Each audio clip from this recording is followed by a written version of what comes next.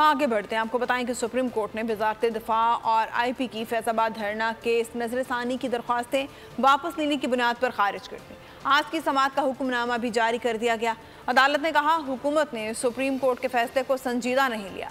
फैजाबाद धरना नजरसानी केस में हुकूमत की फैक्ट फाइंडिंग कमेटी को गैर कानूनी करार देकर मुस्तरद कर दिया।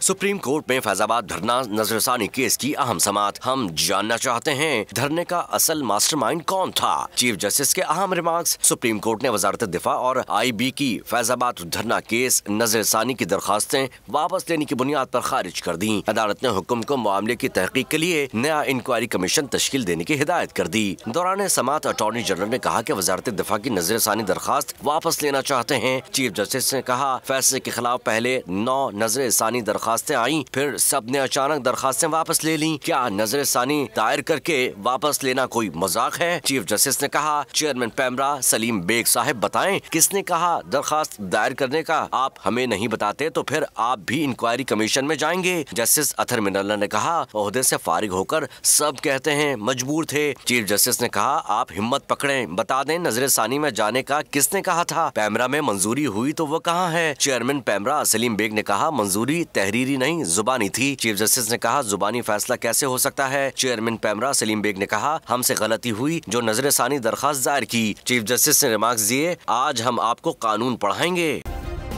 सब्सक्राइब करें और बेल दबाएं ताकि कोई खबर रह न जाए।